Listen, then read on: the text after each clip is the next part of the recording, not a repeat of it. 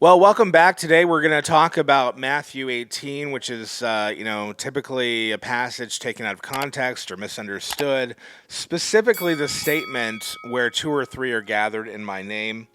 And so he says in verse 19, "Again I say to you, if two of you agree on earth about anything they ask, it will be done for them by my Father in heaven.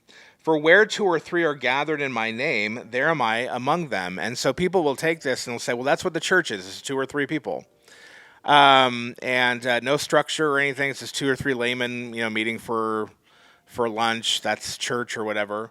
And that is important. We talked about another thing of getting together. It is important to actually gather together and encourage one another to love and good deeds.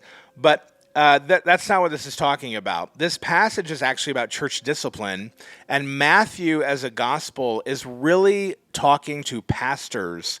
It has application to laymen, and it does talk to laymen sometimes in terms of, hey, be careful what pastors you put yourself under. Beware false prophets. You'll know them by their fruit. And so there's a lot of this, but a lot of it has to do with pastors. If you notice Christ's warning to what you teach, whether you don't teach the morals, the full morals of the law, and you kind of lessen the teaching of the law or tell others they don't have to obey even the yod or tittle of those moral teachings of the law and prophets, the Old Testament. He's warning them that you prove that I don't know you, and you're going to be cut off, and you're going to go into judgment. Or at the end, if you look in Matthew 24 and 25, which is kind of an inclusio with the Sermon on the Mount of Christ's teaching, it refers to someone who's beating his fellow slaves. And it's talking about the people who are in charge of the vineyard. That's talking about pastors. And so the subsequent parables are all connected to that in 25. It's not a different passage. Christ is continuing by saying, hey, if you're obedient when the Son of Man returns, then you'll receive this blessing. And obedience looks like loving your neighbors, loving your brothers, whatever, and whatnot. And then, of course, the Pharisees function as a contrast to what a good pastor is.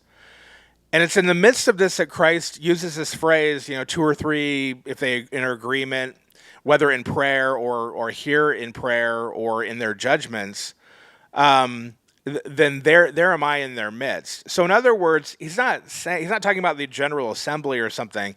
He's talking about when you have qualified elders who actually are genuinely orthodox, elders who are qualified in their character and all that. When you have two or three of them come together and they are in agreement.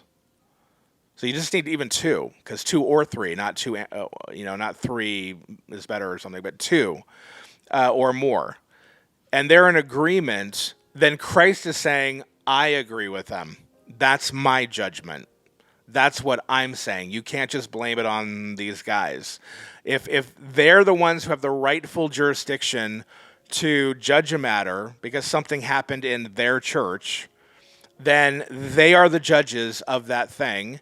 And so when two or three come together, it's not just two or three guys. It's not just the humans. It's like, oh, we know those humans, and no prophet's really welcome in his own hometown and his own house because we know that guy. He's just a human. There's nothing supernatural about it. Christ is saying, no, it doesn't matter about the humans. I'm in their midst if they come together and they agree. That's the point that's being made. And so if you notice, the authority that he gives to the apostles, what you bind on earth is bound in heaven, or has been bound in heaven, is also repeated here in chapter 18. And no one ever quotes that when they're quoting the verse. But he says, let's go back to 15. If your brother sins against you, go and tell him his fault between you and him alone. If he just sins against you, it's personal sin. If he listens to you, you have gained your brother. But if he does not listen, take one or two others along with you, that every charge may be established by the evidence of two or three witnesses. And so it's likely the two or three witnesses at that point could be the elders. It could be just laymen or in the church or whatever. But if he refuses to listen to them, tell it to the church. Now, that's definitely elders. Tell it to the church. Now, some people might say, oh, that's the whole assembly. And they would say the two or three witnesses are the elders. I mean, you can construe it in either way, but I want you to make clear here what he's about to say shows we're talking about leadership as the two or three who are gathered in his name. And if he refuses to listen even to the church, let him to be to you as a Gentile and a tax collector. So there's the actual excommunication. Bringing it to the church was not the excommunication.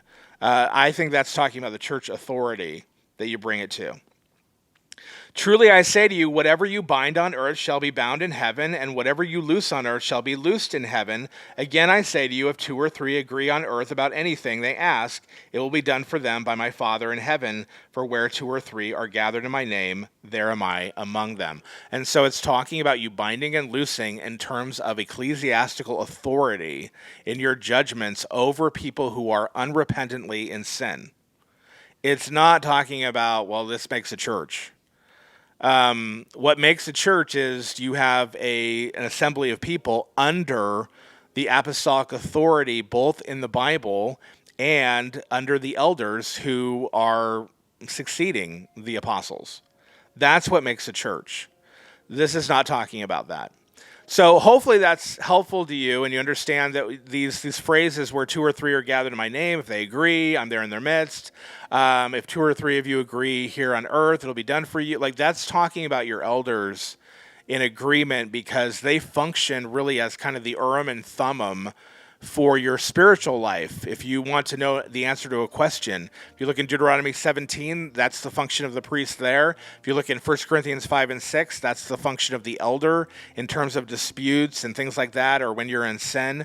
They're to make those ecclesiastical judgments, and they have the authority of Christ behind them to do so. You will not get before Christ on Judgment Day and said, well, yeah, that was just those guys making the decision. He will say to you, no, I was making the decision, and you either submitted to it or you ignored it.